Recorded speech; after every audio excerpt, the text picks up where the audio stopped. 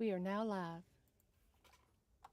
Hey, good afternoon, everyone. It's great to see you all and welcome members of the public. I'd like to call the February 28th, 2024 Multimodal Transportation Commission of the City of Asheville, our meeting to order.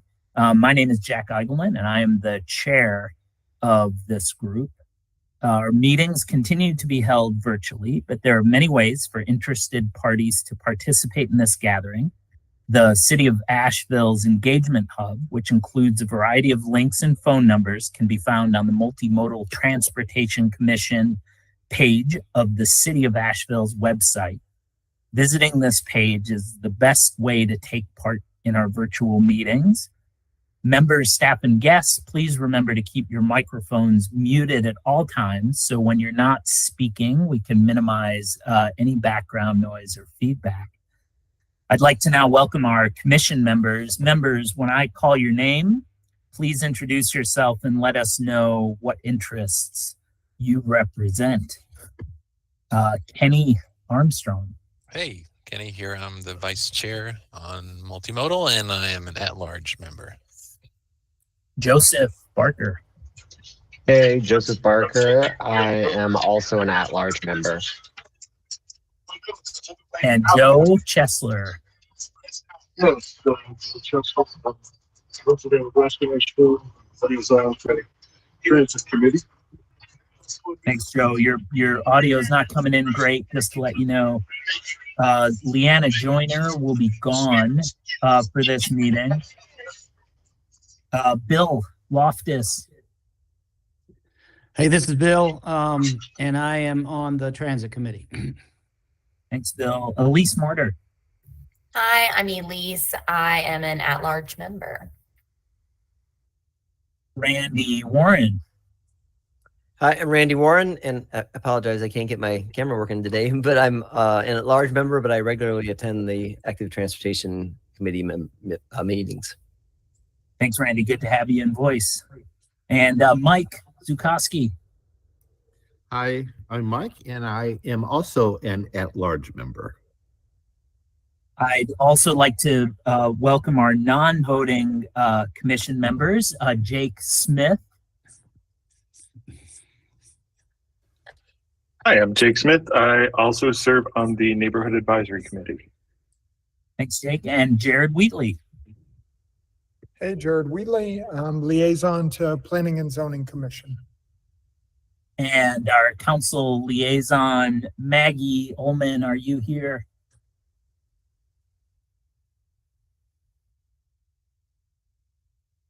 I don't believe Maggie is here. And of course, I'd also like to welcome members of the city staff who are with us today. Jessica and Chris Carnes will be presenting. And Nicole, thank you for your organization as usual, keeping us in order. Is there a motion to approve the agenda for today, February 28th, 2024? I so move. This is Mike. Thanks, Mike. Mike Zukowski moves. Is there a second? Elise, I'll second. Thank you, Elise, as a second. Any discussion or changes before we vote? Do we need to include the public comment? Oh, I'm sorry. That'll come up after we approve agenda and minutes. I mean, in the agenda, does it have to be recorded there, or is that just in the minutes? I wasn't sure. We can certainly amend. I agree with you, Kenny. Let's I'm not quite sure the Robert's Rule protocol, but yeah, Nicole. No, sir, they're not generally added to the agenda. Just they're attached to the in the meeting minutes. We'll include those comments. They'll be linked in the meeting minutes. Thank you, Nicole. So they'll be added in the meeting minutes. That sounds appropriate. Does that sound fair, Kenny? Yeah. I just wanted to make sure we're doing it right. Okay, if there's no further discussion, I'd like to take a vote to approve the minutes. When I call your name, if you're in favor, say aye. Opposed, no. Kenny. Aye. Joseph Barker. Aye. Joe Chesler.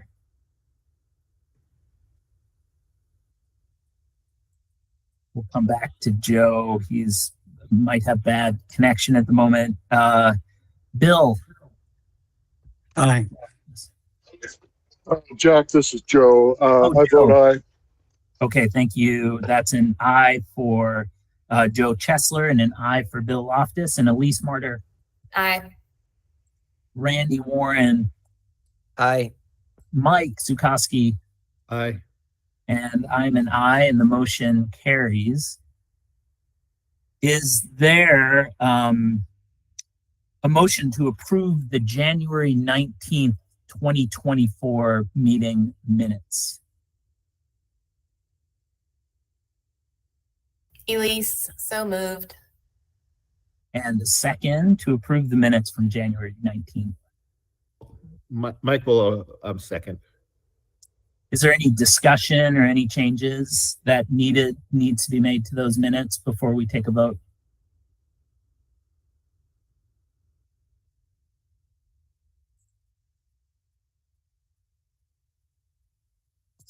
If not, we'll have a vote on the item. Kenny. Aye. Joseph Barker. Aye. And Joe Chesler. I vote aye. Bill. Aye. Elise. Aye. Randy. Aye. And Mike. Aye. I'm an aye, and the motion carries to approve the minutes. Our next item is public comments, and we have two public comments, and I will, both of them are moderately lengthy, but I'll read them out, and I'll read both of them and then open the floor to any comments, questions, or discussion. The first one was received on the 13th of February from Kai Moscow, and to whom it may concern, I have been a seasonal resident of Asheville for 4 years, as I'm a student at the University of North Carolina, Asheville, and I love this city for its exemplary public transit and dedication to multimodal transport. However, I would like to express my frustration and concern that cars are still the vastly most popular option while commuting. I'm aware that this is true for virtually all cities in the US, but I feel that getting ahead of the curve and providing a real-life example of what effective multimodal transport can look like will not only improve Asheville for its residents, but also encourage commerce. Urban motorization is the biggest problem modern cities face. The 5 main issues that are identifiable relating to urban motorization are noise pollution, air pollution, space inefficiency, safety, and overheating. I propose that the best solution to these problems is the creation of a superblock in downtown Asheville, as they have proved to be the best solution to urban motorization in other cities around the world. Superblocks are human-friendly areas of the city where all public space belongs to pedestrians and cyclists, and cars are treated as guests. Making a superblock is very easy and cheap. You just need to find an area delineated by major roads that ideally has mixed zoning and existing public transit links that connect to other parts of the city, reorganize directions of traffic by strategically placing one-way streets in a way that makes it possible to drive in and out of the area, but not through it. Bicycles and street-level public transit should be exempt from this. Limits parking for non-residents and turns streets into mixed traffic spaces. Alternatively, reducing or even better, abolishing parking minimums is a good first step to ease residents into the idea that cars shouldn't be the default mode of transportation, especially in cities. Due to the climate crisis, I believe this change would be an excellent way to do our part, considering the majority of major motor traffic uses fossil fuels. Our community has already been affected by the climate crisis through the recent high temperatures during the past spring and summer, and this will only get worse and may eventually lead to a drop in tourism, greatly affecting one of Asheville's largest industries. While I would love to see my local officials institute large-scale superblock-centered city planning, a single superblock would also be an improvement for our city. Thank you for your time. That is our first, and just checking in, sounds like if y'all could give me a thumbs up. I presume you can hear me. That sounds like it's just Joe's local situation. Okay, second comment, folks, and thank you, Kai, for the excellent and thoughtful comment. If you happen to be with us, I appreciate that. Our second comment was received on the 22nd of February, 2024, and this is from Susan Bean, who's with Mountain True. And dear Asheville Multimodal Transportation Commission, on behalf of the Asheville Regional Transit Coalition, or ARTC, we encourage the city of Asheville to work with Buncombe County to fund increased frequency of the Asheville bus system to South Asheville. In recent years, we've been advocating as a coalition to the city and county to collaborate on a plan for the future of transit. While the city allocated funding toward the creation of such a plan, the county did not. We continue to advocate for a city/county partnership in regard to both planning and funding of transit. And we believe that collaboration on a direct and current need in the transit system is a concrete way to both work toward future collaborations and also meet a high priority need for transit-dependent riders. We're also reaching out to the county to encourage them to partner in funding increased frequency to South Asheville, as well as work together with the city on planning and funding for future transit needs, such as extending the bus route to the planned county affordable housing development at Ferry Road. The transit improvement we are asking the city and county to collaboratively fund this year is increased frequency to South Asheville. Currently, 2 buses, the S3 and S6, run down a significant portion of Hendersonville Road.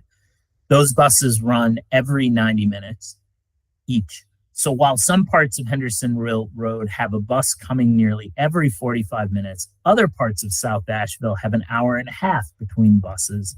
The Transit Master Plan, unanimously approved by Council in 2018, called for increased frequency to South Asheville in Phase 2 and has been ranked among the highest priorities of riders during multiple surveys conducted by Just Economics. Increased frequency would significantly improve the lives of transit-dependent riders who live or work along the Hendersonville Road corridor and make the bus a viable and affordable transportation option for South Asheville residents. The bus is used by many of our aging population, people who cannot afford to own a car, individuals who care about the environmental impact of carbon emissions, youth, folks who want to avoid traffic, people without driver's license, and others.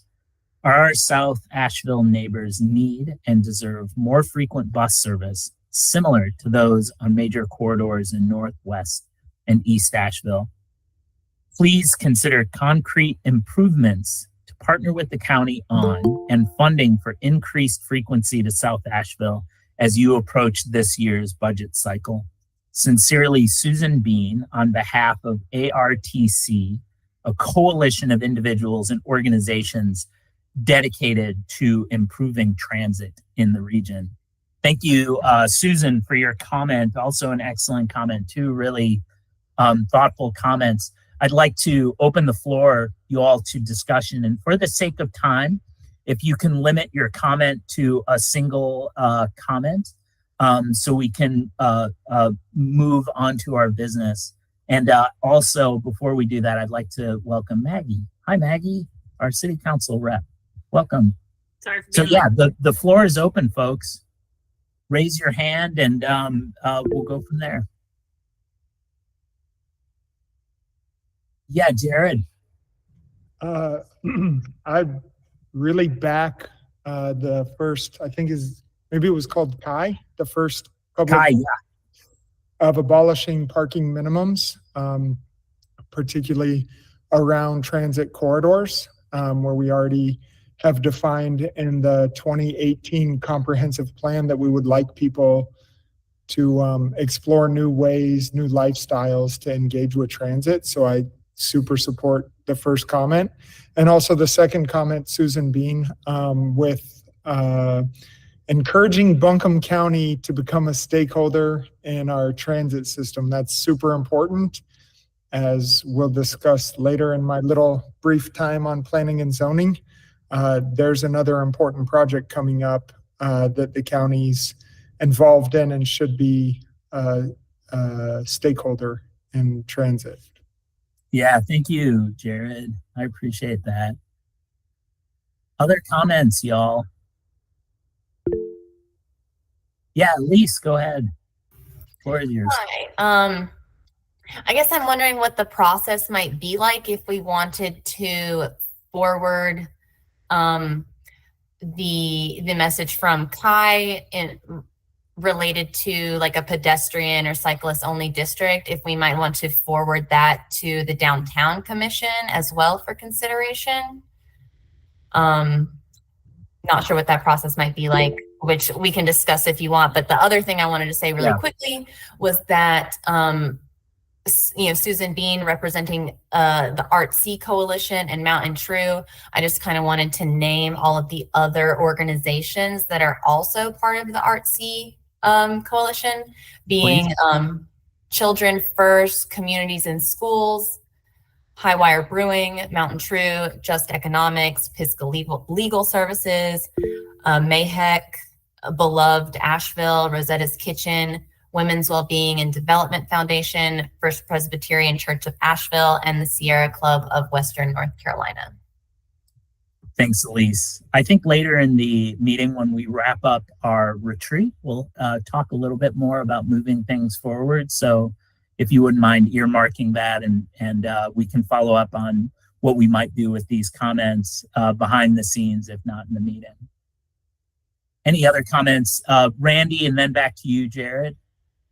Randy, go ahead. Thanks, Jack. Yeah, I just want to, I appreciate people raising up South Asheville as an area of need for more frequent transit service. And we oftentimes feel on the South Side like we're neglected for the city. Like we're, so it's, and I know it's in the plan and I know it's needed, but I know like when I miss a bus coming back from the airport, which I've done several times, I have to call Uber because it's a 90-minute wait for the next one. So, I just want to commend them for drawing this to our attention again. Thanks, Randy. Jared.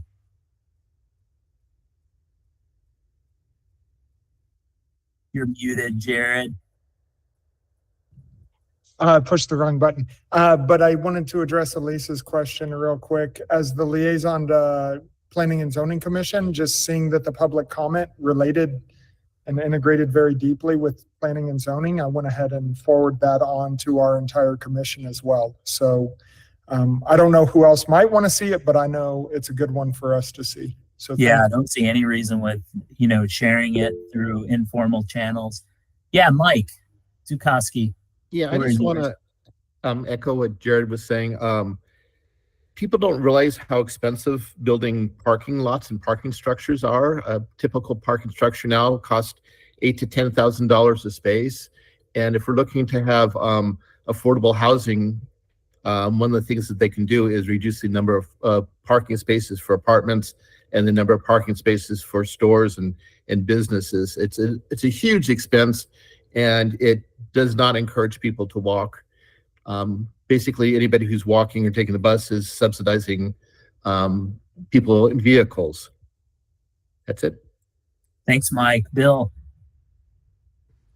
Yeah, I wanted to.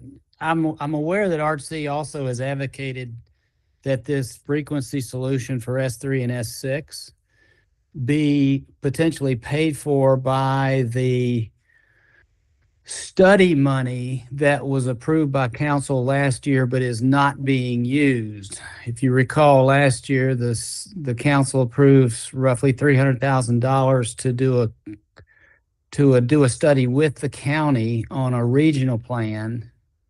And since the county bailed on that, there's an available $300,000, and ART-C was advocating that money be used for a pilot for S3 and S6. So I'm curious, is anything happening in that regard for this suggestion to increase frequency on S3 and S6? Jessica, do you know? Yeah, I can speak to that briefly. So if you recall, also before ART-C made this request, the staff, we had presented what we would like to do with the $300,000, which was a comprehensive operations and financial analysis of the system. Right. And so we are planning to go to Planning and Economic Development Committee, which is a council committee, on March 11th to talk to them about the overall state of transit, as well as our recommendation for the $300,000, and talk about the request from ART-C.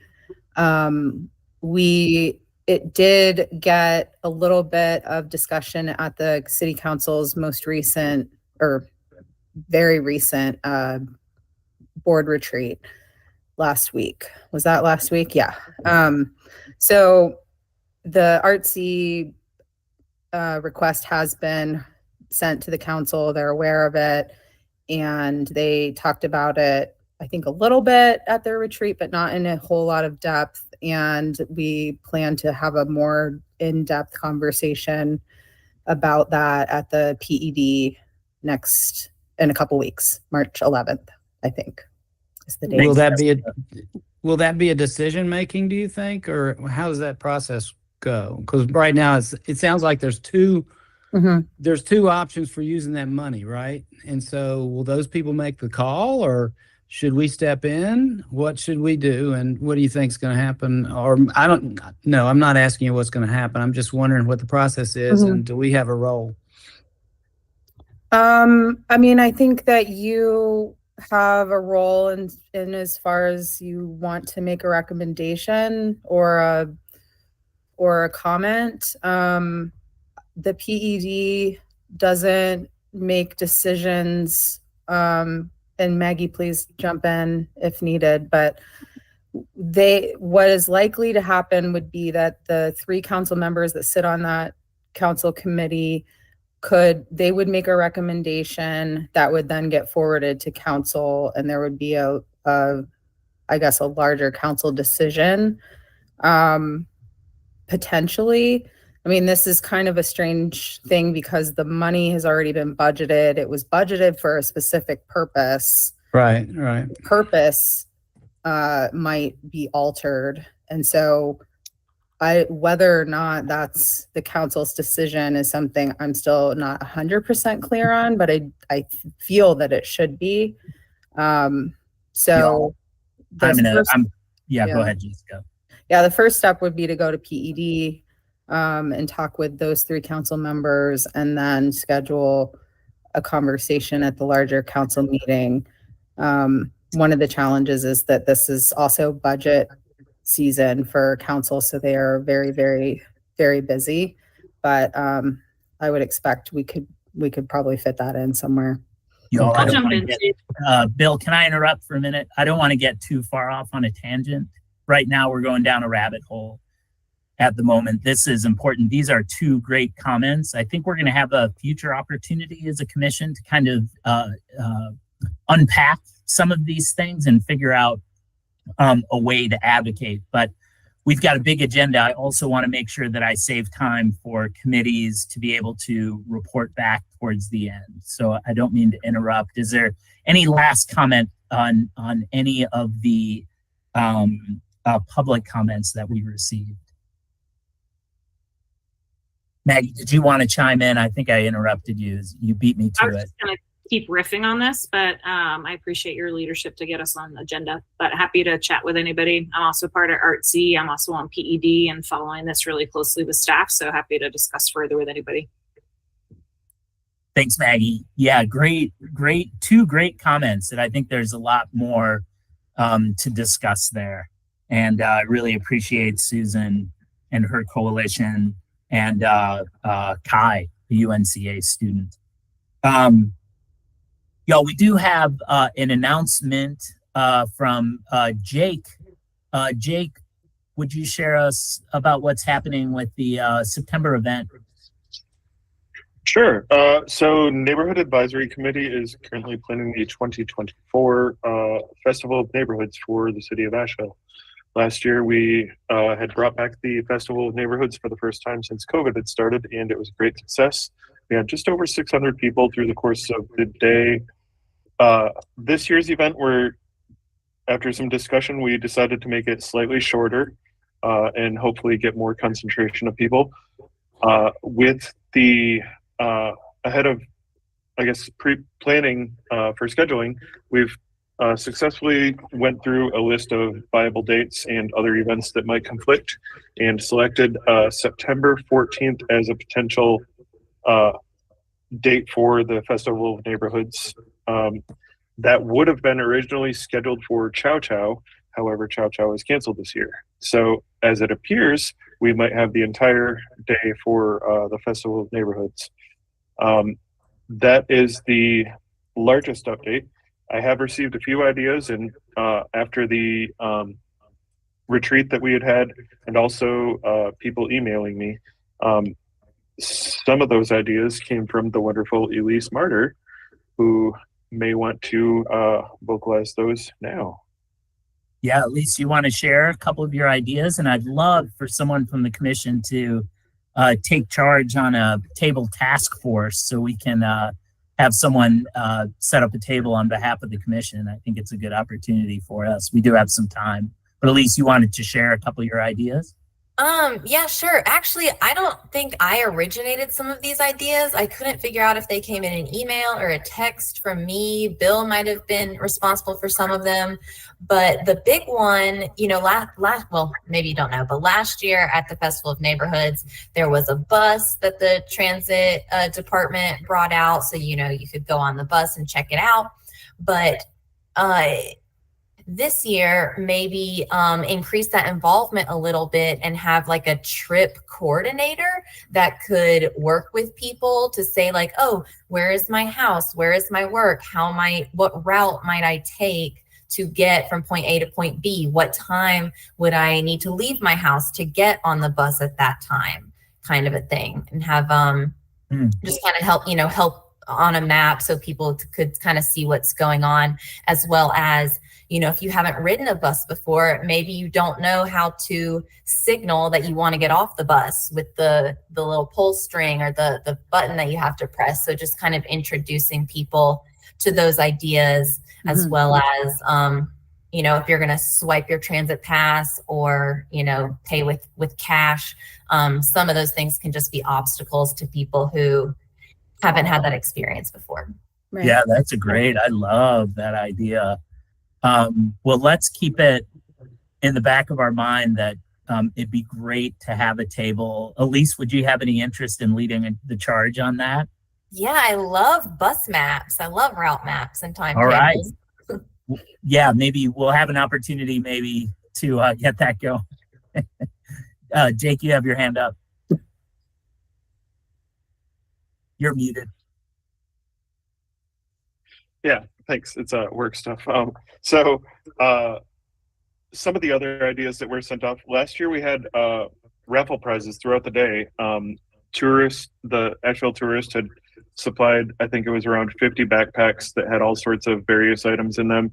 And we just kind of dropped other items that other companies had donated to be raffled off in those backpacks as well.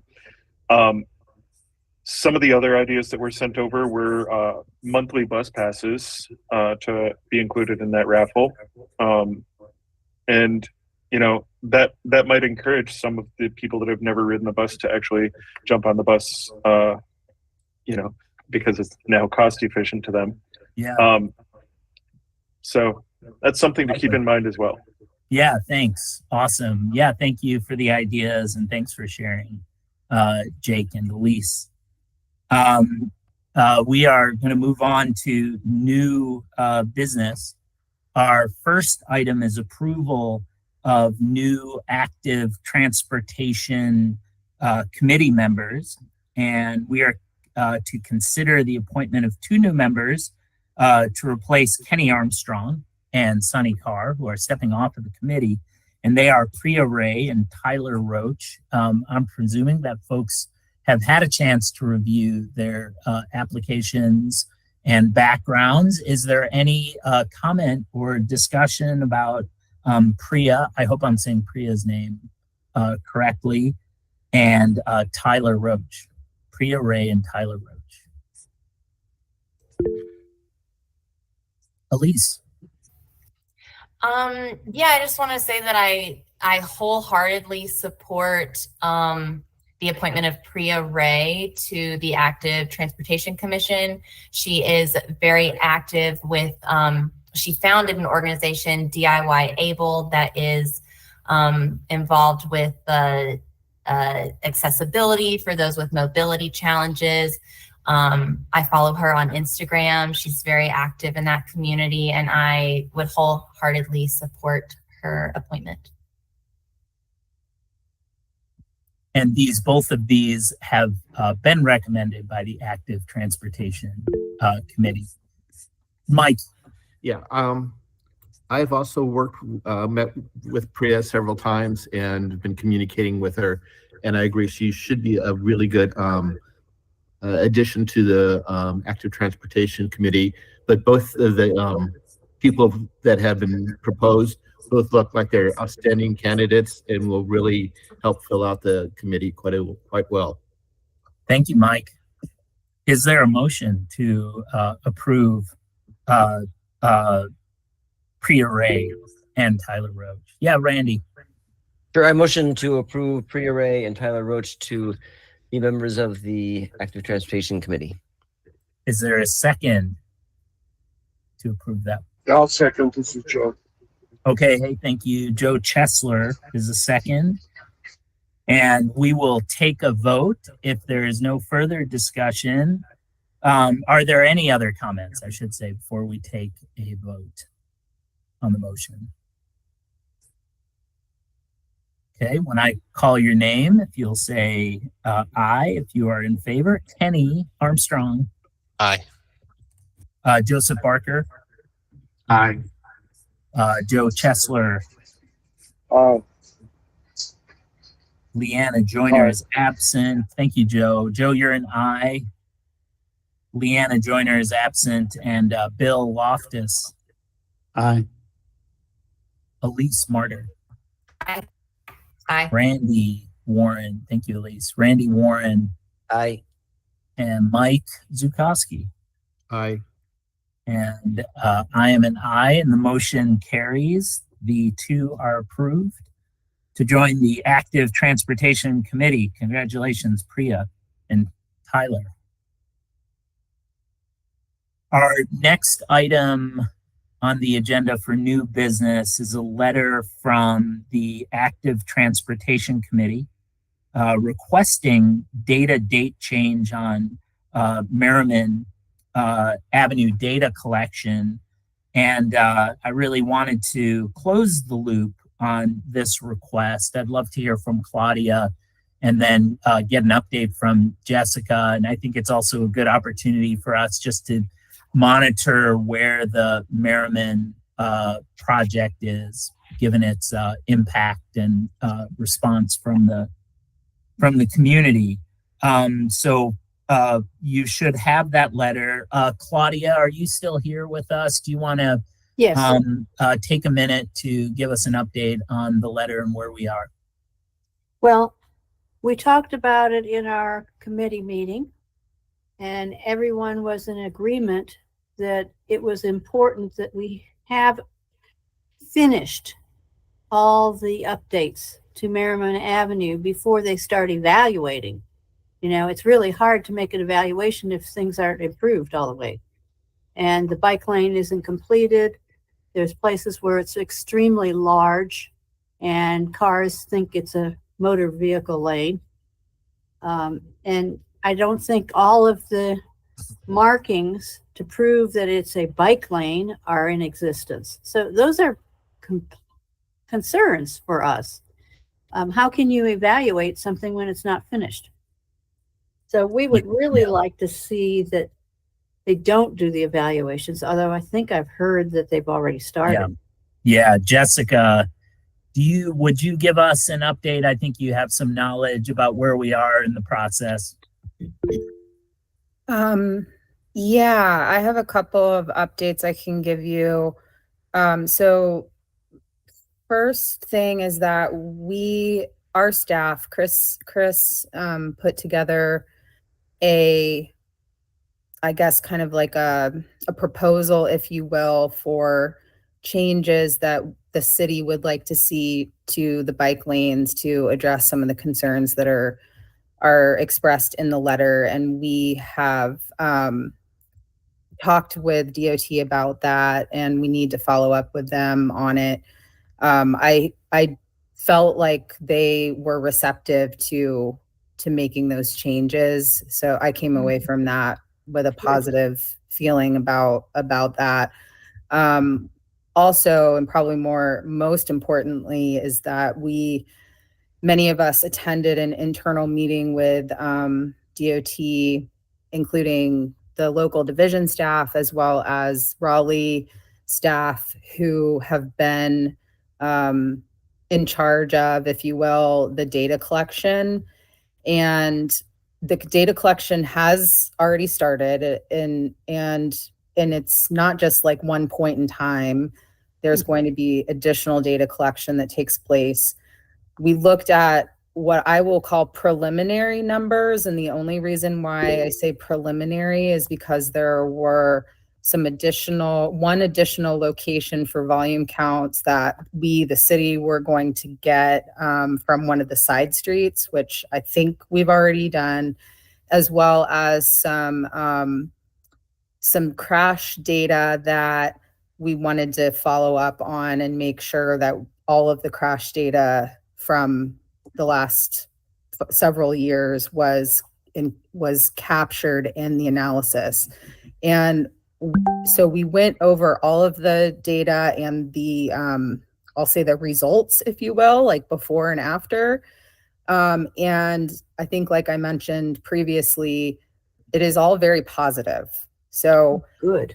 I feel pretty strongly that we shouldn't be pushing them to change the date of the evaluation beginning, because it's not, I don't think that it really will help us in any way. And it's kind of already past that point. There will be another round of data collection. I'm trying to remember when we wanted to try to capture like a befores and afters in consistent ways, but in different seasons. So I think what we talked about was the next round of data collection would take place in the fall. So that, because that's what they did this past year, was like an October, November of 2023.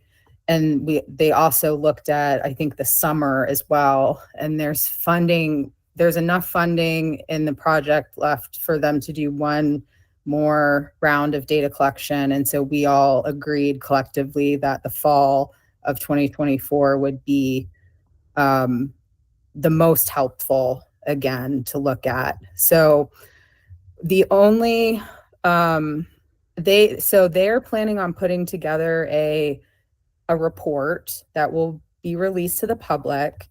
Mm-hmm. And initially we all thought that report would be released a couple of weeks ago, but we're still looking at making sure that the crash data is all there, because the last thing that any of us want to do is have to go back and redo something or re-release something and make the data be called into question. Mhm. So we're working with them, and APD is working with them to just cross-check that all of the crash data is there. But we looked at speeds. Speeds are down, although not significantly. I think it was like an average of less than 5 miles an hour, but it was still a decrease. Volumes were slightly down on Merriman, if I remember correctly. And Chris or Lucy, if I say something that isn't accurate, please let me know. I'm going off my memory of the meeting right now. Crashes of the crash data that crashes were down significantly. Consistent with what you would see with other road diets. What else? Oh, bike numbers were up substantially. Good. Pedestrian numbers were not up substantially, but the time that they did the data collection, it was raining. So, but by the same token, the bike numbers were up. So I don't know. I was disappointed that the pedestrian numbers didn't go up as much as I had hoped, but the bike numbers were pretty substantial. And that wasn't just me biking up and down constantly. Or Claudia. Thanks, travel time, Jessica. Did you yeah. mention travel time? Oh yeah, the travel time and like the delay was like nothing. Oh, Like good. It was like less than 30 seconds or something. People have been complaining about how long it takes them. Yeah. So, and that is actually, I can cross check that with some data that I've gotten from the MPO as well about travel time really not being different than even pre-COVID. Yeah. So overwhelmingly, I think the results are positive. I will say that the one kind of piece that is negative is that there does initially appear to be maybe some traffic diversion off of Merriman and onto Kimberly and off of Merriman and onto Broadway. Broadway, we were expecting and somewhat wanting to see. Right. I don't see a problem with Broadway. Yeah. Kimberly, however, we might need to go back and look at that more closely. Yeah. So, out of everything, I was very pleased, and DOT is very supportive of the project. So, yeah, and that report is going to come from them. It's not going to come from us. It's going to come from them. It will have some data that we collected on side streets, but it's going to be a DOT released report. Thank you, Jessica, for that update. I would just like to make one comment, is that I hope it's not too late in the fall. It would be better like in September than to push it off too far, because when you start getting colder weather, you may have less people walking and biking. Right. Thanks, yeah, Claudia. I want to say it was September, October that they did it. They also wanted to make sure that school was back in, and I can't remember when that happened. So yeah, well, I agree. Jared, you have a comment. You've had your hand up, and then to Elise. Jared, floor is yours. Really appreciate the update on the report. Sounds all super positive. One thing I would just like to let everyone know is that I don't think this is purely traffic. This is also a land use question as well. Do we want transit supportive development along this corridor or not?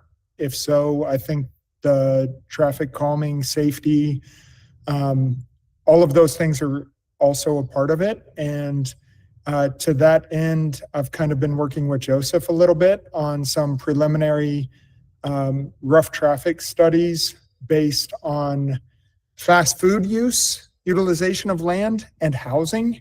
And the information we're receiving is that housing is very low burden compared to fast food.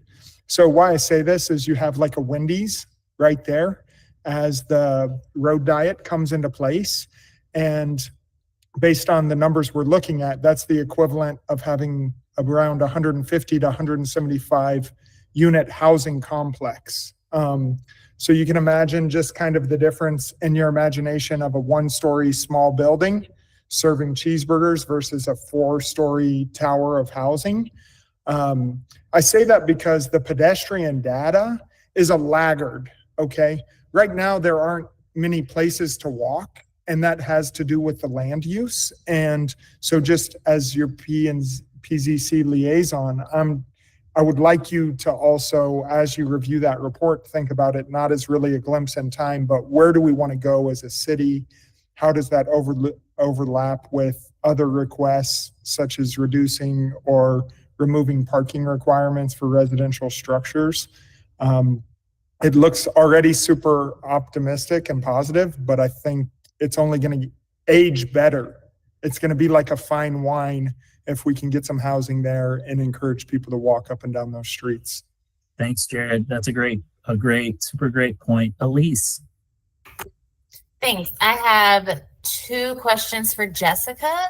The first being, can you give us an idea of the time frame that's being studied? Are we talking about a few hours on a single day when that data was collected? No, and the time frame varies depending on which data source we're trying to get. So, and I could get more specific details about this, but generally when they're doing the speed and volumes, I think that's usually over like a week or maybe longer. That's the tubes that you see that get put out. Counting of vehicles and like pedestrians and bikes, that's usually done with video cameras. Sometimes it's done by person standing on the corner and doing it. And usually that's for at least two days on like a weekday and a weekend. I'm not sure exactly what they did for that, and I'm sure that'll all be captured in the report. But it kind of depends on which type of data that you're getting. But the idea is to try to get a reasonable sample, and then to be consistent when you do the before and after in terms of as much as you can, in terms of like the time of year, day, and hopefully weather. Yeah. Thank you, Awesome. Jessica. Thank Second you. question, Elise. Another issue that was coming up a lot during the discussion, for opposition to this road diet, was emergency response time. Has that been evaluated? Well, no. I mean, no, but it needs to be. That's something that I need to make a note of. I know travel time is looking at, all of over the whole day, and that did go up a little bit, but that's not necessarily congruent, or that doesn't necessarily mean that response times have gone up by that same amount. We would need to work with AFD, fire department, and APD to look at that. And I'm not sure exactly how discrete they can get per roadway, or if they have like a overall area that they track response times, but we'll get that information as well. Thanks, Jessica. 2 more comments, Claudia, and then to Maggie, and then we'll move on to the next item. Claudia, go ahead.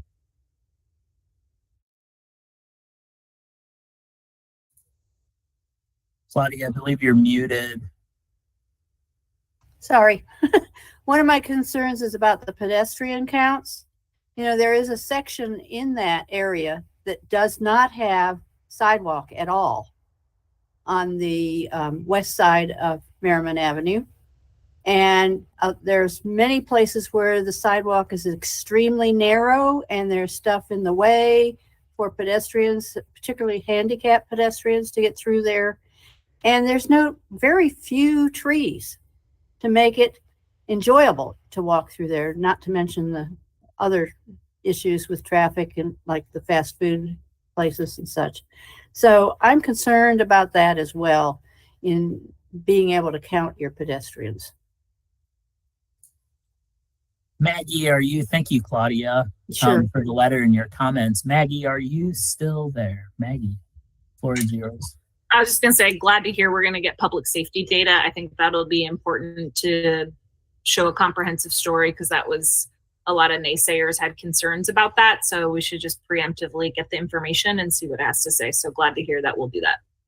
Yeah, awesome. Yeah, thanks everyone for the work. Claudia, thanks for your advocacy, and many of you all who have been staying on top of what's happening on Merriman. Jessica, I'd love a heads up when that data goes out so we can be sort of on our toes to help, support or share the correct data, the correct information, and help interpret it to the public if we can. I think that's a great role for us.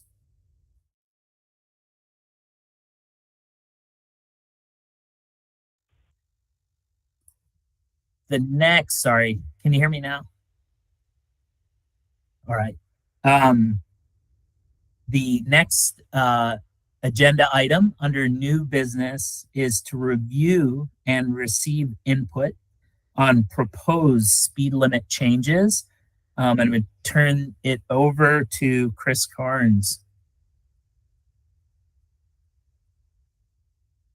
Good afternoon, commissioners. I am Chris Cairns, the city traffic engineer. I just have a short list for you, excuse me, this week. Excuse me. Or this meeting, four streets, really 3 streets if you count Foreman and Harvard together. So 2 of them are downtown and 2 are in West Asheville. They all were brought up by citizens in some way, and I'll get down to the details in just a second. Downtown Woodfin Street, it came to our attention, which I did not realize this. This segment of Woodfin Street between Oak Street and North Market Street is 30 miles per hour, but the rest of Woodfin is 20 miles per hour, as is Oak Street near the roundabout at College. So to make that consistent and more in nature with the downtown, we are proposing 20 miles per hour. Battery Park Alley, we don't normally post speeds or set speeds in alleys. We do have some citywide, but there have been some issues specifically with some valet drivers that were not being prudent. I'll just say that. So they'll have the means to not argue what the speed limit is, and we can possibly post it. But that is going to be recommended at 10 miles per hour. Next one is a combination stemming from right near, it's on Haywood Road, just east of Patton Avenue, next to the Ace Hardware. Ormond Avenue goes down to Harvard Place. Right now, there is no speed limit on those, and we are recommending 25 miles per hour, consistent with residential, and I know I will hear 20, but I will say that the rest of this neighbor is primarily 25 miles per hour at this time. So that is what we recommend. That is our current recommendation. So I'd be glad to take any questions, and here's just a summary of what we have. And folks, we are not making a motion or voting. We're just going to give, this is an opportunity to ask questions and to provide input. And pardon me, Christopher, I think I mispronounced your last name. Cairns is correct, right? That's it. Yes, thank you, Jack. Yeah, I apologize. And Randy, I knew Randy would have some comments. So go ahead, Randy. What's the speed limit? No, I would say Woodfin is super important. That's a really important part, because I've done business on that street where people are crossing to go to the Y from the Radisson, and it's hectic. People, and it's it's a little hard to see, and so I appreciate that we're keeping 20 there too, because even 25 is too fast. And with the the project Spire and the building project that might go on there too, it's going to be even more crowded pedestrian wise, crossing in multiple locations where they shouldn't be. So that's a really important part there to get people more under control. And so I appreciate you doing that. Thank you, Randy. Y'all, any other comments or input? Yeah. Please. Just kind of connecting the dots back to the public comment that we had earlier. Battery Park Alley is a place where, you might even consider this being a car-free zone. So, reducing the speed is inching there a little bit. Yeah, well, and that one is primarily service. I mean, there's dumpsters and other service needs back there, and obviously the hotel's valet uses that as a way to get to wherever they park cars. But yeah, I understand that, I didn't really describe where it is. It's between, and it's anybody who goes more than 10 is really not. Probably a young male, just say that. But yeah. Jared, what's up? I was just wondering, is there a way to designate some of those alleyways like service only? I understand, like, especially where there's existing operations, closing that kind of alleyway would be maybe really difficult. But I just didn't know because I have valets who operate near me, and I'm like, I've observed that same thing here where I'm like, dang, homie, it's somebody else's Ferrari. You might want to take that into account with your speed limit too, I am not aware of a way to make it for commerce or service only, but that is an interesting consideration. Do we even have a designation like that? I don't think so.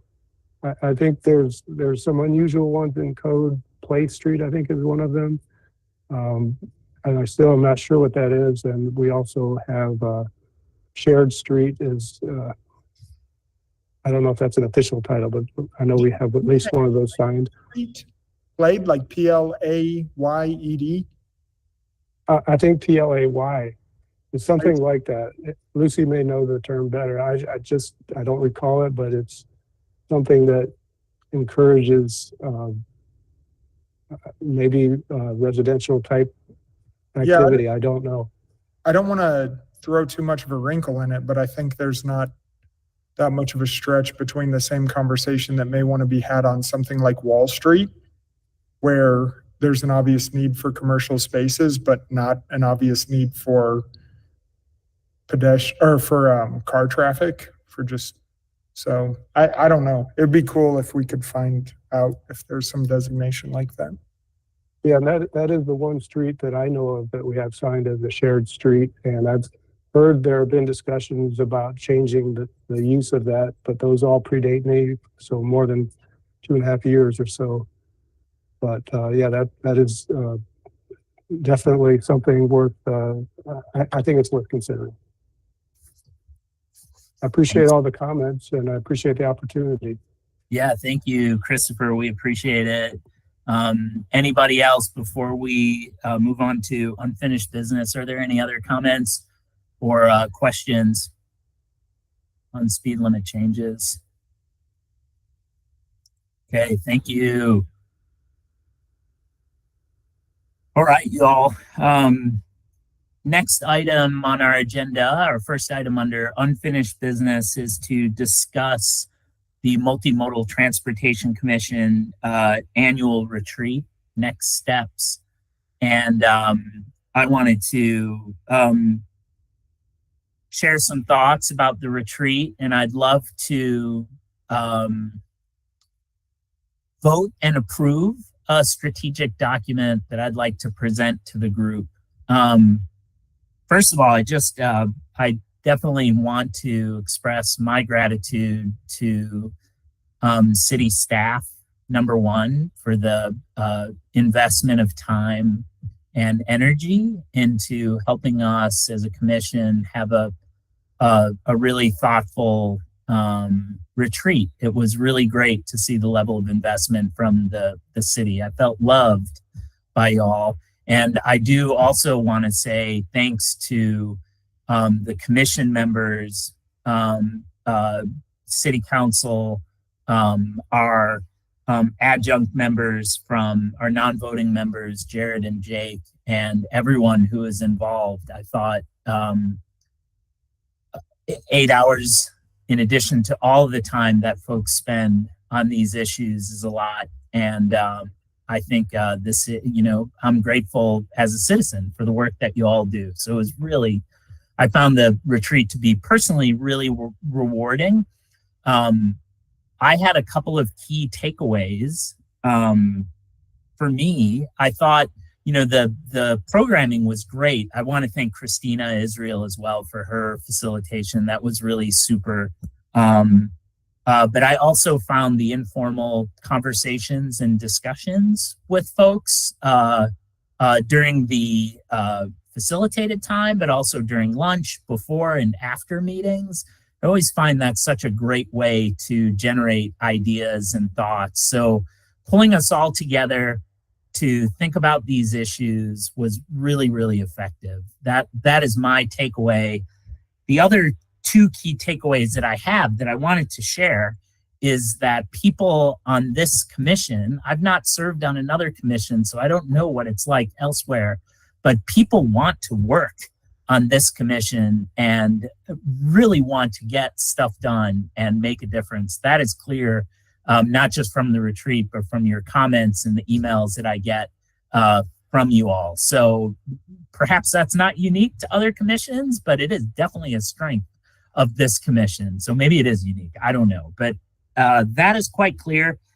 The other thing that's quite clear is there's an incredible pool of talent and investment on this commission. Again, I don't know if that's unique because I haven't served on other commissions, but y'all, there are some very skilled, thoughtful, and creative people on this commission, and that comes across in our meetings that we do. But that was really so reassuring to engage with you all during 8 hours in January and February for this retreat. So I felt like it was really effective.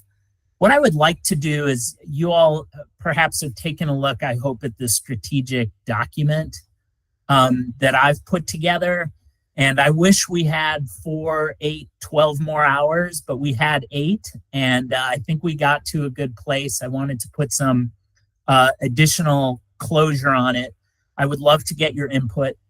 And then I have a couple of proposals about how we organize our meetings in the future. And so I do want to open the table for discussion after I share my thoughts with you all. And let me share, I think I can share a document. And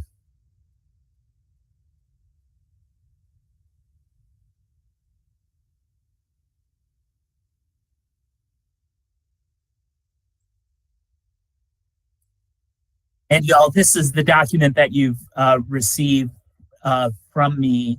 I think I'd like to provide a little bit of an explanation.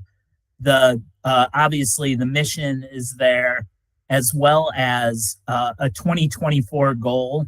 I feel like this goal sort of captured where we ended up in thinking about what direction we need to go. And I do realize that the goal is a very much sort of a restatement of our mission to engage with the community and inform policy around multimodal topics. But I wanted to, but could you zoom in on your document a little bit? Yeah, I think I can do that. Thank you. And you also, if you click on this, it is linked in the, there we go, how's that? It is also linked in the agenda. So I want to credit Leanna. The strategic priorities, I thought, sort of untangle that goal in a little bit more detail. I think the priorities reflect what I felt like was a large part of our discussion. And I am hoping these priorities that Leanna proposed via email, and I sort of adapted them a little bit, but I thought they were a great reflection of what we talked about. And, I do recognize that the goal and the strategic priorities are not measurable. They're not a perfect SMART goal that has a timeline. Those priorities are pretty broad and wide. But my hope, my proposal is to bring forward several work areas that we can invest our time over the coming year. And these are also broad, but they include things that we're working on and also include things that the transportation staff will be investing time in. So one of them is the implementation of the GAP plan. And the vision of the GAP plan is to improve walkability in Asheville. And I think that also ties into the work of active transportation, the committee. So we're complementing their work. The transportation staff is going to be working on a traffic calming policy, which I think is a great opportunity for our commission to weigh in on and have an influence on and engage with the public. Third is the work that some of y'all are already doing great work on, and that's to identify improvements to transit. Obviously, that's a very broad and huge issue, but something that we should be working on. And then finally, the fourth are current projects and policies. And what I intend there, my suggestion there is that we're able to be flexible to work on specific projects or opportunities that may come up. Things that City Council are considering at a particular time or a particular project that is meaningful for us to weigh in on and spend time on. I'm hoping that we can adjust the format of our meetings slightly. And I see the development of these goals and action steps to occur in iterations and over time.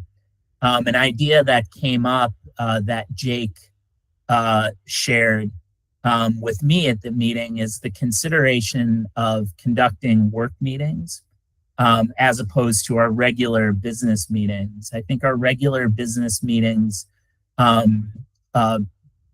sometimes can hinder our ability to develop action steps and move towards implementing ideas or policies or various steps that we need to take. So I wanted to propose that we consider, in lieu of 2 regular meetings during the year, is to replace those with work meetings. So beginning in March, our next meeting, rather than a virtual regular business meeting, is to conduct an in-person work meeting at a site to be determined. My suggestion is doing it at a community center so we can be public facing. The time and place, I think that's open for discussion. But what I envision in those working meetings is really a continuation of our retreat, in a sense, where it gives an opportunity, a greater opportunity for working groups, for example, to share their findings and their suggested action steps. I think it also gives us an opportunity to really focus in on tactics and steps that we would like to take, that we don't often have the ability or time or freedom to discuss in regular meetings. My proposal is to do 2 of these meetings in 2024, one in March and one in August, and they would be in-person meetings, and then to continue to conduct the rest of our meetings online as we have been. I do personally have a preference for meeting in person, but a realization that I have had is that we typically have nearly 100% attendance at our online meetings. I feel like these online meetings are effective. They seem to be working for folks. So I think we should continue on this path. Perhaps a hybrid option will appear. Maybe there'll be more flexibility to move back and forth in a hybrid manner. But for now, I'd say we stick with the status quo and instead implement these work meetings where I feel like we can get a lot more work done. I envision that we still have an agenda, but that agenda is really more focused on thinking about strategies and tasks. And I feel like hopefully at the end of March, that can give us an opportunity to really tame those strategic priorities into more tangible action steps of where we can work. And I think those work areas that I've suggested are proposed.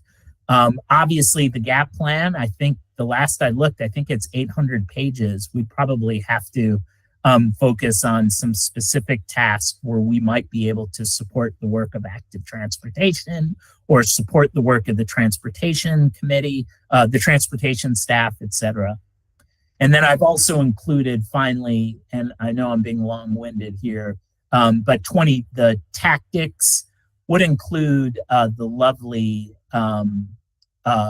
flow diagram that Lucy developed based on Kenny Armstrong's suggestions of how we get things done. And I think this could be a really great reference guide for us during our work meetings to figure out, hey, we've got a great public comment. We got 2 great public comments. Perhaps we have an opportunity during our work meetings to really strategize around those. So that is what I wanted to propose to folks from the goal, including the priorities and our work areas and our meeting format. So I know there's a lot there. I'd like to open the floor to thoughts and discussions and how we might move forward.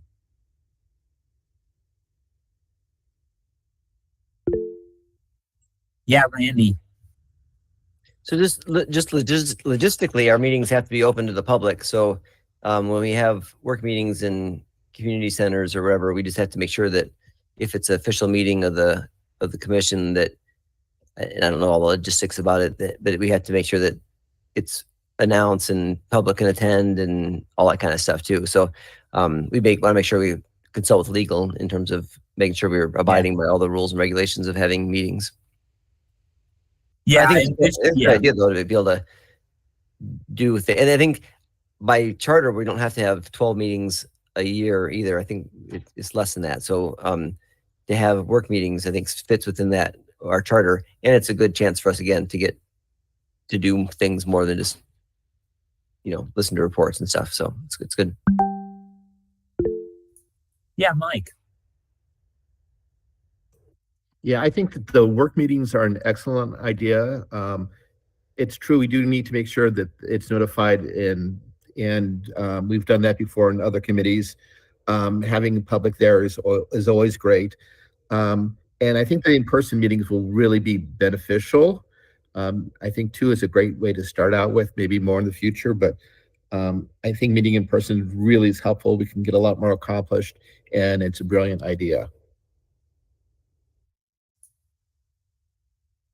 Credit is to Jake on that idea, which I think Jake, you did. That is another commission follows that model, I believe.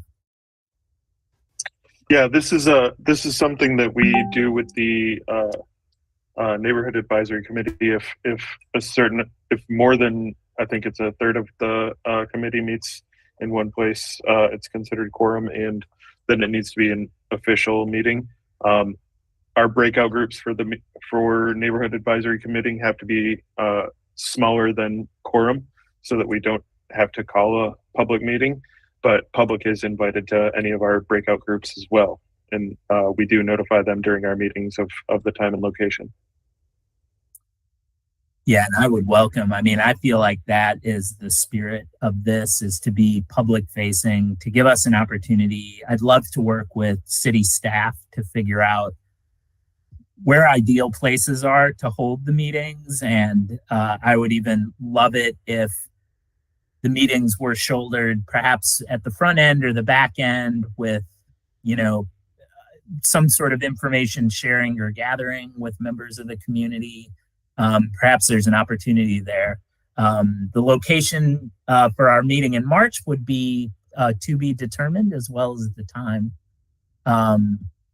Yeah, Stevens Lee is great. That's a great idea. And Wesley Grant, those seem like they would be sensible starting points. Other comments or thoughts on the goal, the priorities, the work areas, the meeting format?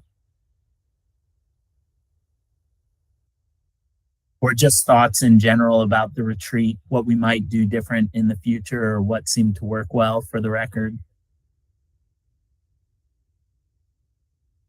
Jared, you're up. I had never been to a retreat before and didn't know what to expect.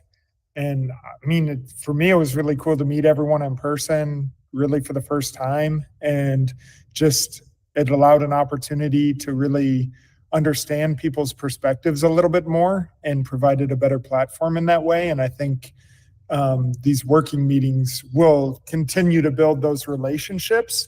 And those relationships are foundational to actually meeting our strategic priorities and having really productive work areas. So I applaud both Jake and Jack for making it happen now. Thanks, Jared. Mike Zukowski. Yeah, I thought that you did a wonderful job with the retreat, and all the staff did a great job. I really appreciate the time that they put in. And having it split 2 days really worked well for me. I know I physically couldn't have sat for 8 hours. The 4 hours was kind of pushing my limit. So I truly appreciate it having split over 2 days. And I think that just gave everybody a chance to relax, think about things, and regroup and come out with fresh ideas the next day. So the 2 days worked very, very well. Thank you. Yeah, thank you, Mike. Kenny. I think having the in-person meetings kind of sprinkled, throughout the year. We talked about that as like let's not change the format of these meetings, but having the opportunity to meet in person once in a while. Like Jared was saying, it's good for us to keep our relationship alive. And then also as people cycle off of this committee and we get new members, that gives them an opportunity to meet everybody in person. And I think that's really valuable. Yeah, thank you. Kenny, other comments or thoughts?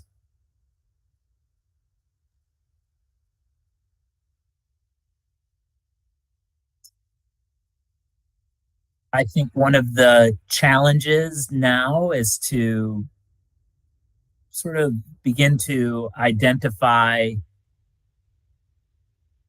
what we want to accomplish, the actual work we want to do on the ground, as well as making sure they're attainable for a group of volunteers so that we follow through on what we're starting, of course, given the constraints that we have.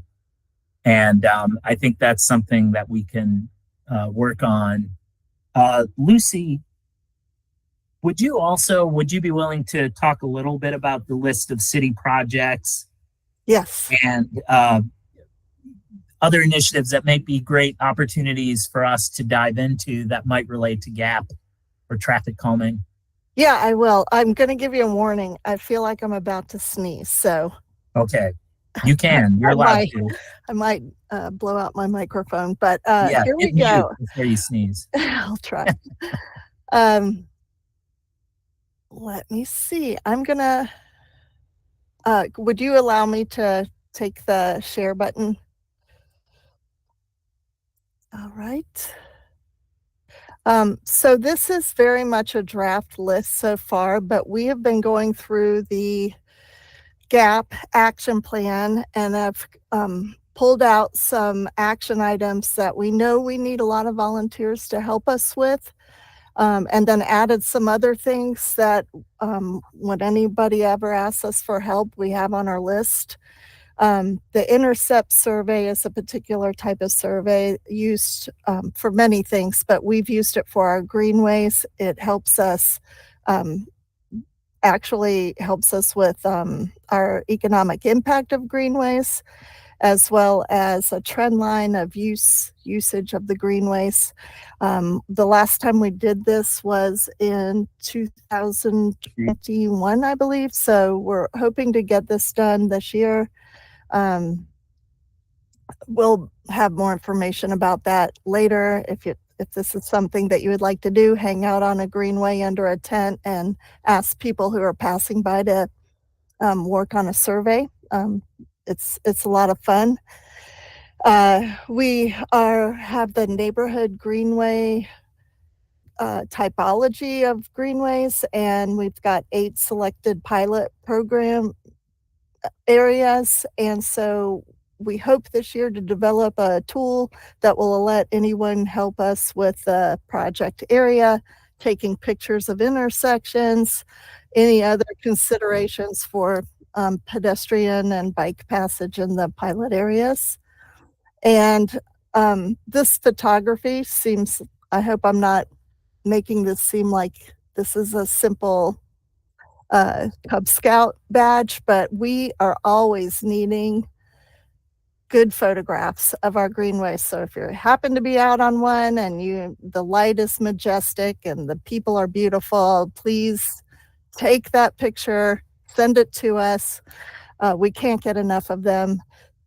The same with any other transportation project after it's done. If you see the new sidewalk or bike lane and it's just the perfect time of day to take a picture, please think of us and take that picture. The next thing is the secret shoppers for transit and greenways. That's just decide to ride a bus and let us know what you see there. Did it go smoothly? Was the bus riding on time? Were there jerks on the bus that were annoying? Anything like that would be helpful. Same with the greenways. If you see overflowing trash cans or maintenance needs or people being jerks, or if it's beautiful and, good news and bad news. We want both from your experiences. The same with bus shelters. If you could check on bus shelters and report anything that you find there, both good and bad from the bus stops. And then the annual bike and ped counts that we do on an annual basis always requires a lot of volunteers. We typically do it in September. Anna did a fantastic job taking that this past year. We plan to do it again. So we'll definitely let you know when we're ramping up on those kind of efforts. But these things, we really could use some help on them. And this isn't the end of the list either. As we go through the action plan and we see ways that volunteers can help us, we will be coming back to the MMTC and the Active Transportation Committee for your help. So this is our running list. I'll add it as a link to your agenda here. Just know that this is a draft. So Thanks, Lucy. Good job. Didn't sneeze. I did it. So folks, I potentially like the idea that we have some broader policy conversations and movement that we're trying to do. And I also love the idea that we might be able to complement that as well with some really hands-on work that can be useful to the city and people of Asheville. So be thinking about those as we go forward. In terms of a meeting next March for our regular meeting, are folks comfortable keeping the same time in person from 3 to 5? Or does anyone have any suggestion whether to shift that to a different time or stick with our usual slot? I'd jump in that just being on this rodeo many times, that scheduling alone can become like a multi-work task. So my first inclination would be to stick with it, try it, and if it's a disaster, go back to it. But that's just my first reaction. Yeah, I'm seeing thumbs flying. Yeah, I like it. Any other thoughts on that? No, Randy, we can't do it in California. We're going to have to do it here in Asheville. So, all right, well, let's do that. I think, Maggie, that's the final word on time. I think that's great. Let's give 3 to 5 a shot. And I'll be back with you working with the staff to find a location that we can do it and see if there are any other activities that might be able to complement it. But it would be open to the public, correct, Lucy? And there will be an agenda, and it will be focused on work and getting things done to meet, I think, the needs of what not only makes us satisfying for people on the commission, but also I think will serve our city and our policymakers better. Kenny. Just wanted to shout out 5 Points. We have the new fire station and they have a community room there. I don't know how big it is, but it's not like a, community center, but it is a nice opportunity to, come to somewhere local, right between 5 Points and Montford, and we could try out the new hybrid beacon and oh see if yeah, it works. really good. While I know folks said it's non-binding, but would someone be interested in making a motion to approve the 2024 goal and 2024 strategic priorities?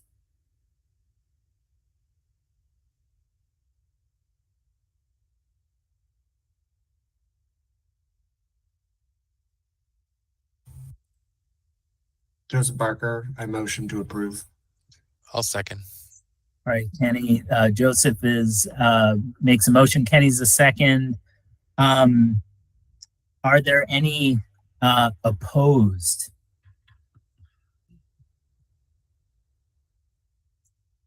If no, then the motion to approve the 2024 goal and strategic priorities are approved. So thanks for everyone. Thanks for all of your investment in the retreat.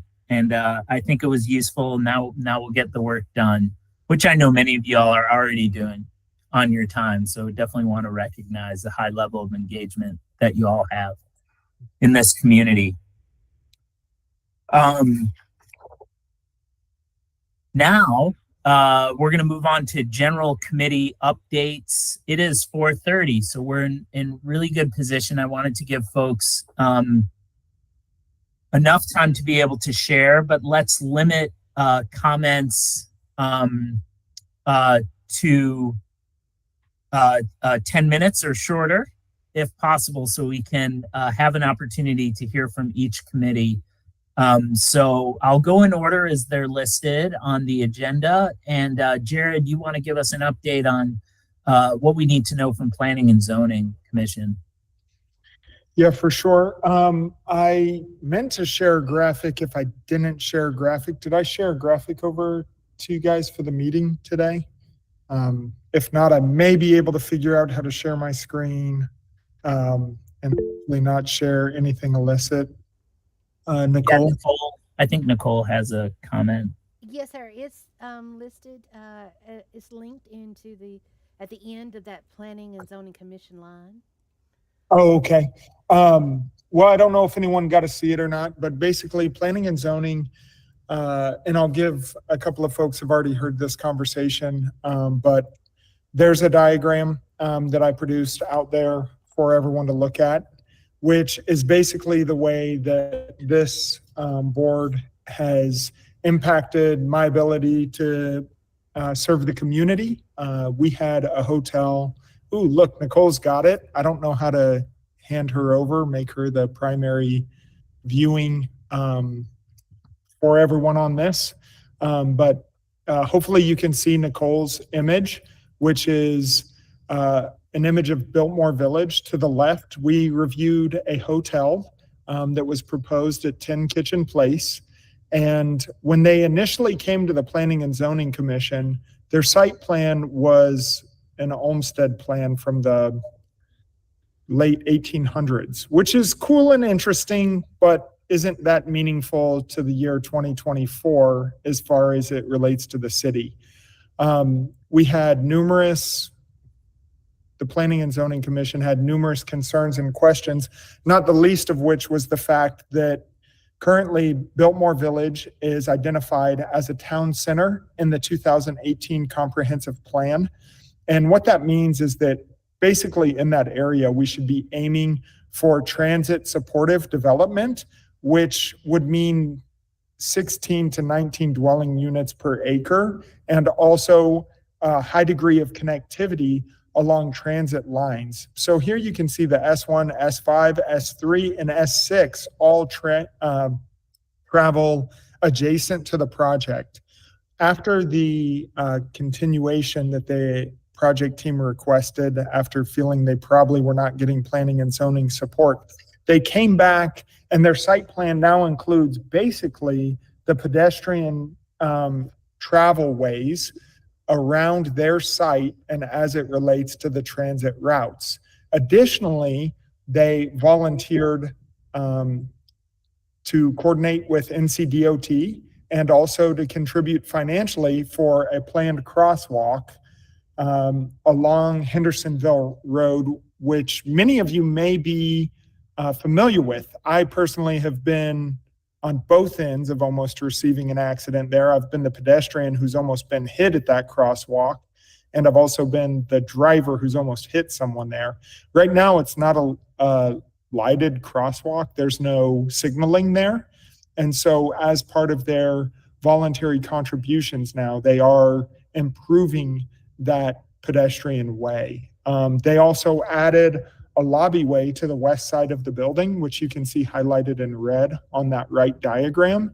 And what that does is basically open up the future opportunities of Biltmore Village. Right now, there's just a Hooterette Hardee's across the street, but someday, if that were to be developed, it would allow pedestrian engagement. So between the signaled crosswalk improvements to the sidewalk around the entire site, I feel like this may be a good opportunity to think through both the Biltmore and McDowell Street corridor or McDowell corridor studies that happened in the past.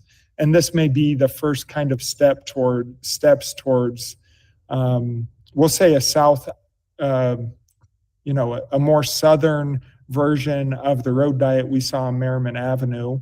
But I think just being engaged in the conversations here has opened my eyes not only to transit, but many different modes of transportation. And I just want to kind of give everyone a shout out that, whatever good work we did integrating multimodal into this project, it was really because of everyone on this board informing planning and zoning.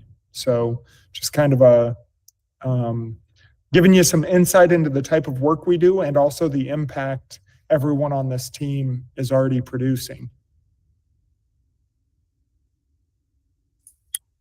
Thanks, Jared. Any thoughts on ways that, members of the MMTC can influence projects like this? Obviously, we are, not a planning and zoning group. But like you said, I think our members do bring. Yeah, I'll politely disagree, but I think you guys are phenomenal planners. So I appreciate that. Yeah. Kenny, then Joseph Chesler. Kenny, the floor is yours. Yeah, it's hard sometimes because you see these the plans for this development are beautiful. It fits with the context. It's a gorgeous design, good materials, solid construction, and so you're like, well, great, this is going to be awesome. It's replacing a surface parking lot basically. So it's tempting to just say, great, sign off on it. So I appreciate kind of pushing back a little bit and getting them to do a little bit more to make it even better. Yes, sir. Yeah. Thank you, Kenny. Joe Chesler.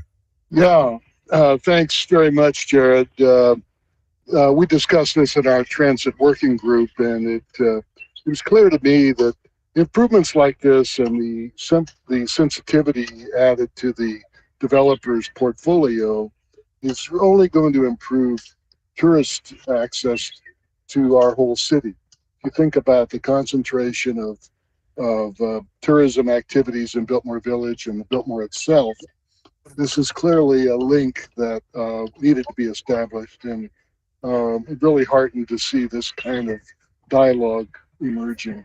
But thanks, Jared. Thanks, P&Z, and anything we can do to push it forward, we're there. Appreciate you. Yeah, thanks, folks. I also think it's interesting to note that the S3 and the S6 bus lines have come up before in the public comment earlier. So I think it does point out how our transportation network ties into our business areas and our developments. So Yeah, we're obviously very connected to this. Jared, anything else to add? I see a couple of hands. I don't know if we want to. Oh, yeah, pardon me.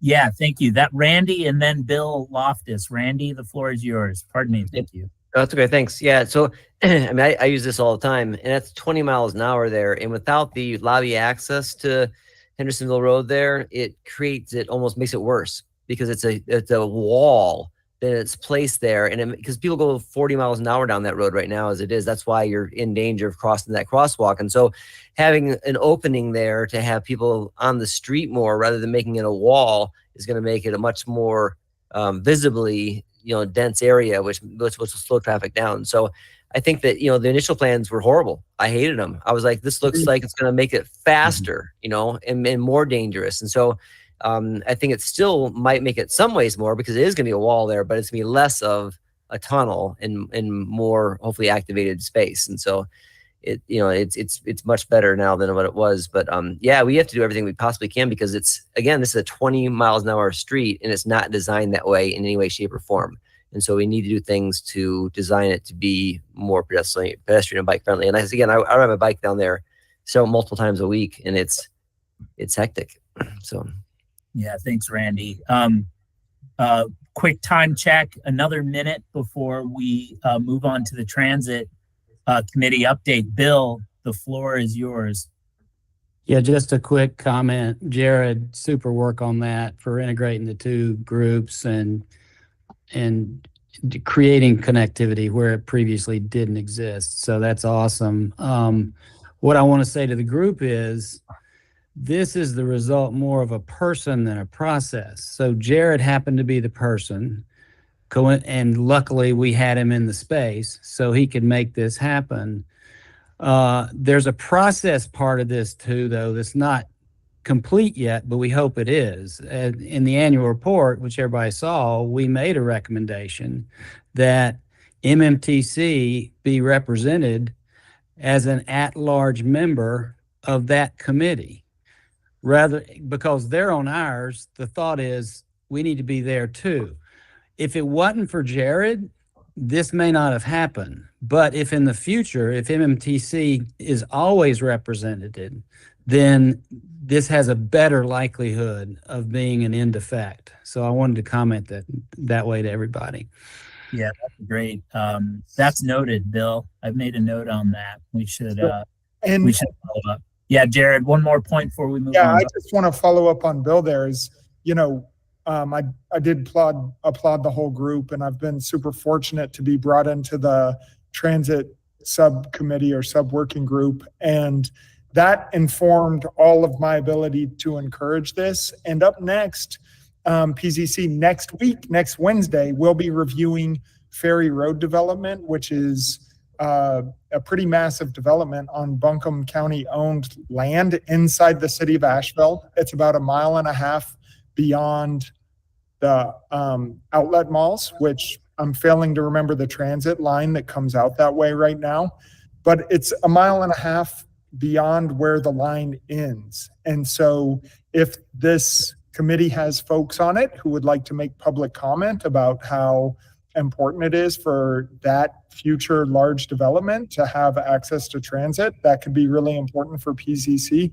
And as I said earlier, Buncombe County needs to be encouraged, in one knucklehead's opinion, to be a stakeholder in our transit system financially. Yeah, huge opportunity to speak publicly. Yes, Jessica. So staff, we can talk to planning and urban design about the potential for having a multimodal member on the P&Z.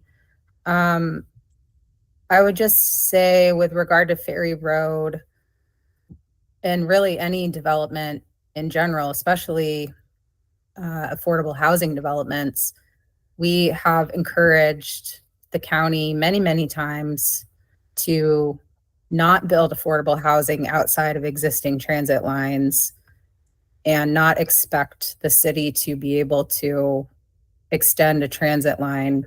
It seems like it's easy, but it's not, because everything is very tightly timed. And so we have communicated to the county that it is very unlikely, if not impossible, for us to take an existing transit line and just extend it to their new development. It would have to be a whole new route, and that, it would be a considerable cost. So just keep those things in mind when you're thinking about transit. We get a lot of requests to, can't you just extend a line down here? And it's just really, it's not possible to do that.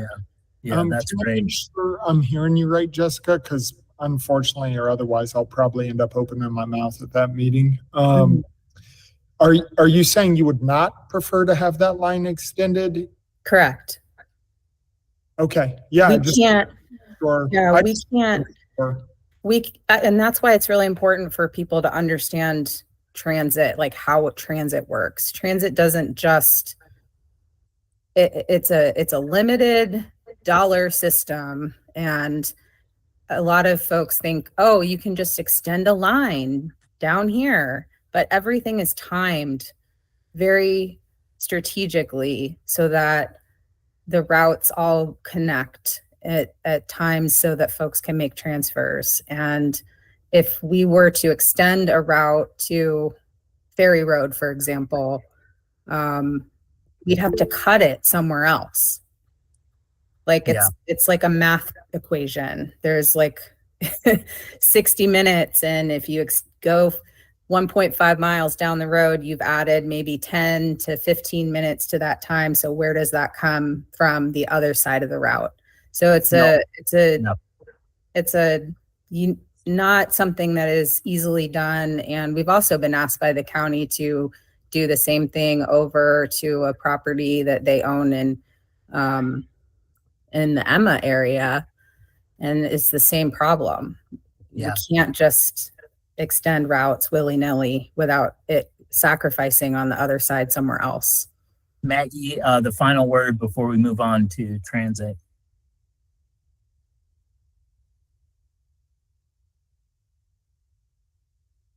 You may be muted, Maggie.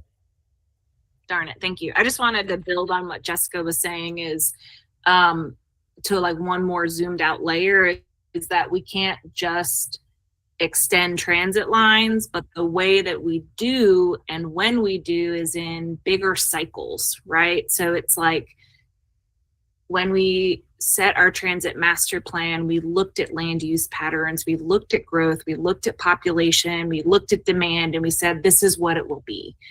And it's been a while since we've done that. And so I think that the impetus of extensions for one project at a time, I 100% back up what you're saying, Jessica. And I would say there is a time to pause and step back. I don't think it's one project at a time, but we also might be at a time where we need to look at some of our routes. We're building more and more in the south. We're building more and more in the west. We're seeing more and more growth into the county. So yeah, I'm kind of zooming it out to like, I don't think we should say permanently forever these routes shall be. I think that we need to look at them, but that's a much bigger question. And the proposal that staff has been working on to repurpose the $300,000, I think we'll get at some of that. Our transit looks extremely different since COVID. Our ridership looks extremely different since COVID. And so I think that looking at our business model, looking at our operations post-COVID, that money could help us look at this bigger picture so that we could make any adjustments so that we're really meeting people where they need. Great. Hey, Jessica and Maggie, thanks for the big picture on that. That really helps. Y'all, this is sounds like we're going to pick up on this topic at the work meeting in March, and we'll be able to go into depth and really dig deep. I'm excited about that. But I do want to turn it over to get a transit committee update, and I want to recognize Bill, Elise, and Joe Chesler and Jared for the working group that they've been doing and thinking about these issues. So, Bill, I think I'm going to turn it over to you, but I'm happy if you want to pass that on to someone else or share it with the group. But I'd love to hear an update of what you're working on in context with the transit committee, and hopefully we'll have more of an opportunity again in March to hear from you all. So It's 4:44 right now, so let's put a 4:55 time limit on it, and we'll wrap things up there. Okay, thanks. And I'll try to be quick because I know we have other reports also. And at least Joe, Jared, if y'all want to jump in, please do. I'll start. So first, in terms of the committee itself, we had a meeting last month. It was pretty straightforward. Some new news is we're completely staffed now. We got introduced to a new staff member, Chris Whitlock. So everybody was excited about that. And there's a variety of things going on. One of which is they're going to be submitting grant applications soon to try to replace some buses. So that was kind of the big news out of that meeting that I had on my notes.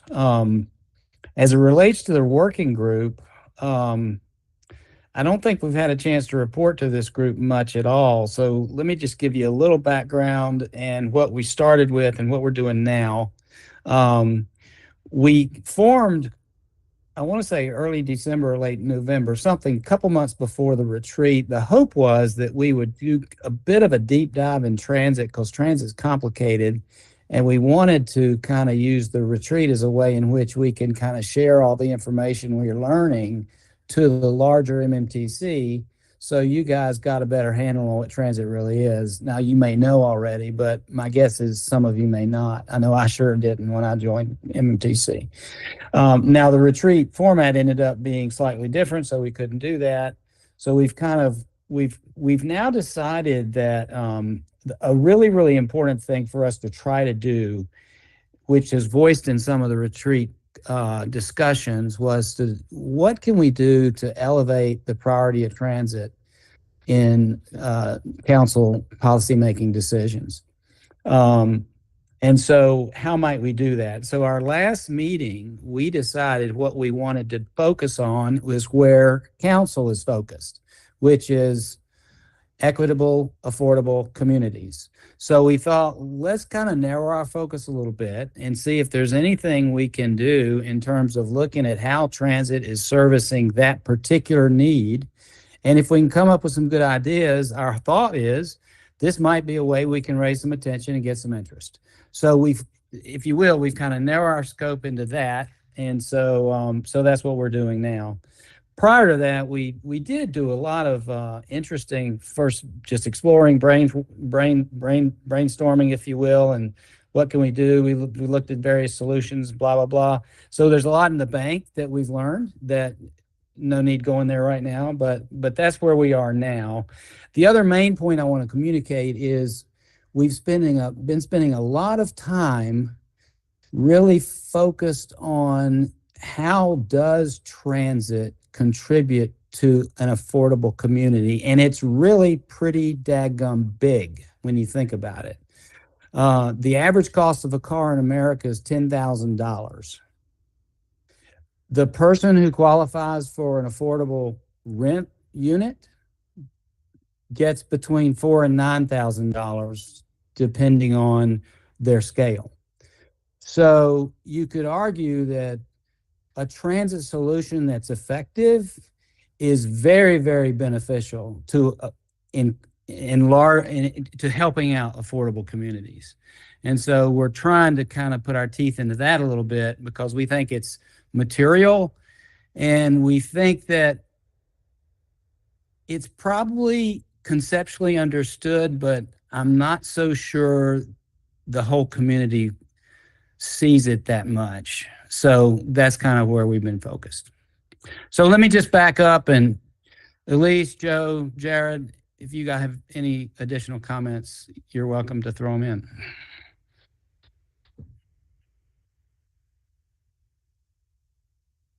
All right, well, that must be it, Jack, so you can move on. Yeah, no, that's great, Bill. That, it really sounds like what you're talking about really aligns with the priorities of influencing council and engaging with members of the public.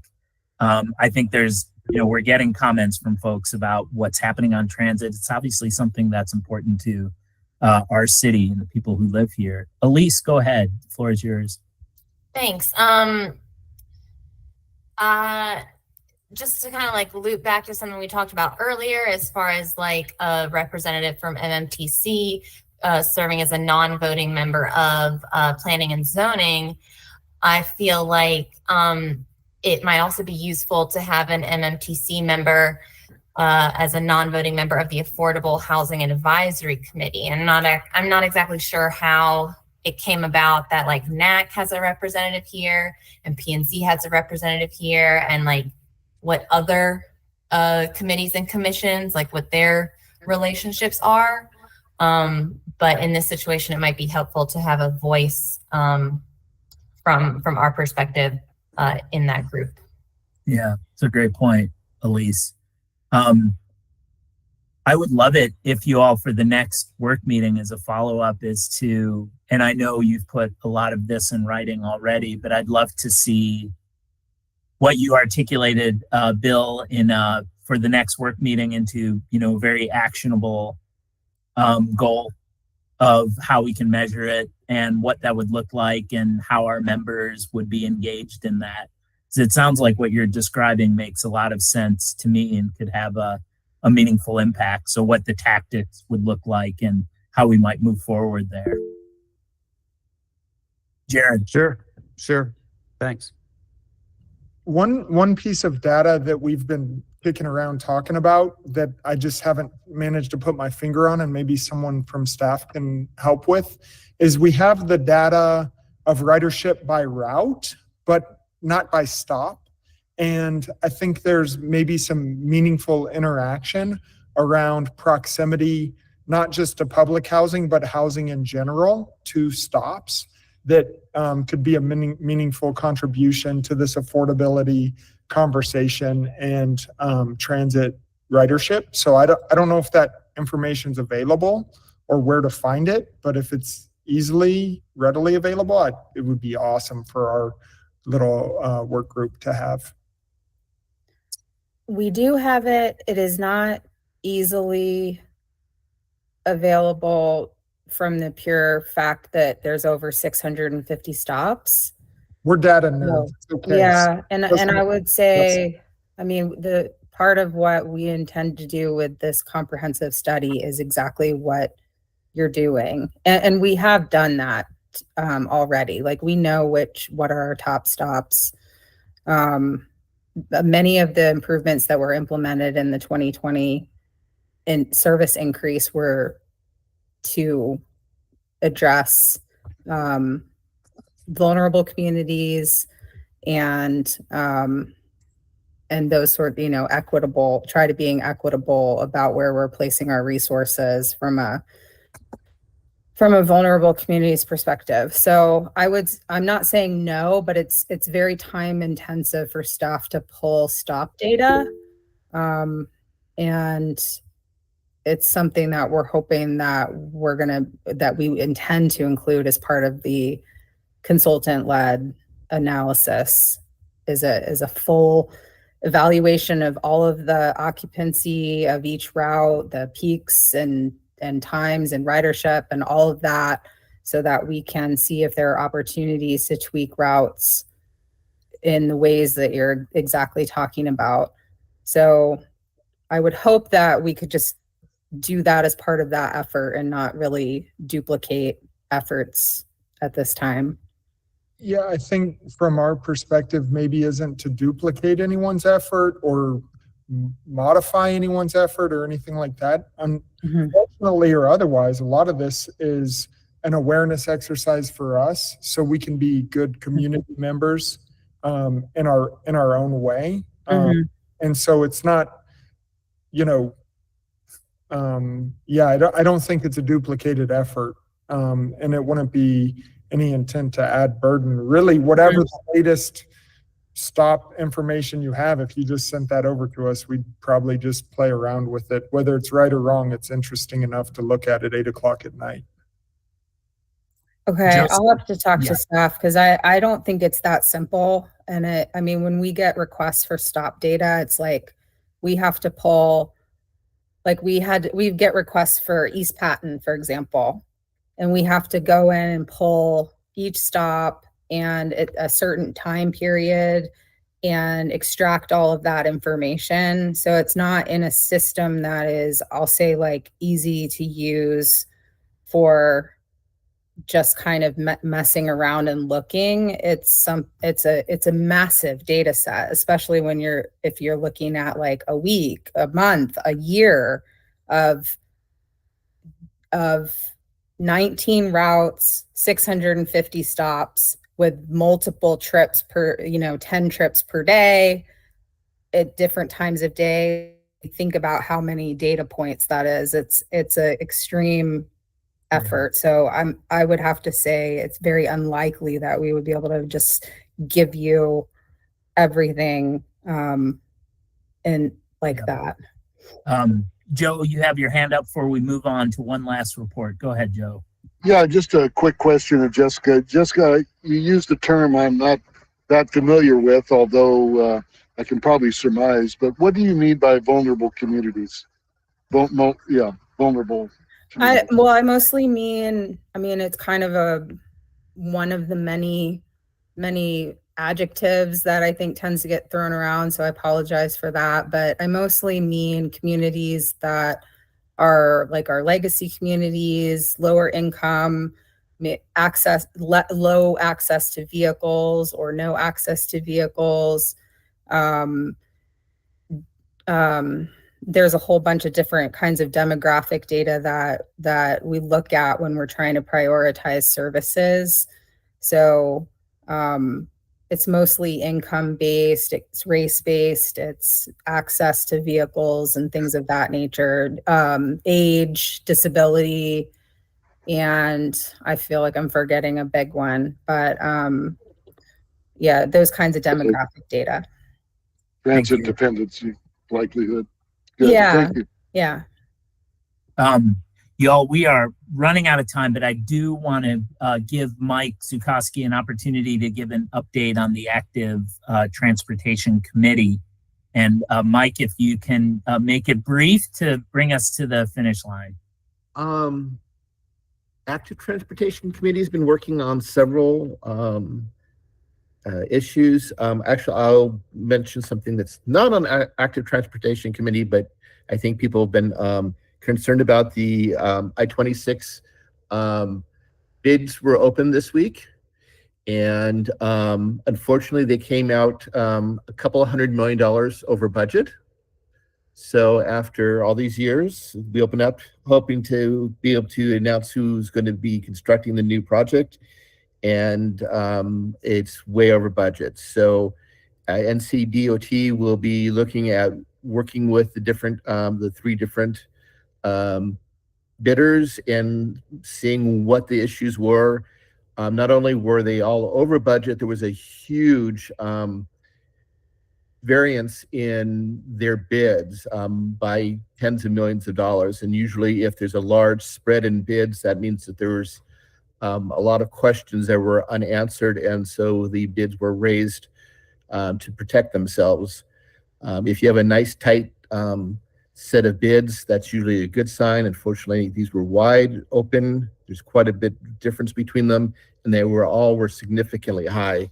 So it looks like NCDOT will be spending the next couple months working with the bidders and see if they can come to a better bid and what they can do to fund the project.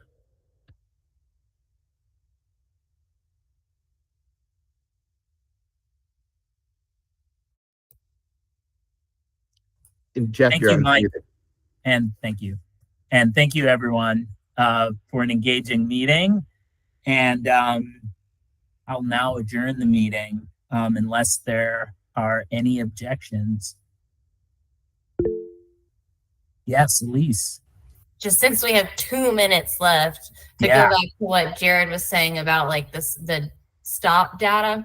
Certainly, Jessica, I don't want to overburden your team with anything like that, but like I work with a lot of large data sets for what I do. So even if it's just like a raw export of everything, I don't, I might be oversimplifying that, but certainly I could work with something like that. Thanks, Elise. Are there any objections to adjourning the meeting? So adjourned. Thanks, everyone. Look for some information about our upcoming meeting in March, which will be in person at the end of the month. I don't have the date in front of me at the moment, but it is, hold on, I should probably share that. I think it's the 27th. March 27th, 2024. I will see you all then. Meeting's adjourned. Bye, everyone.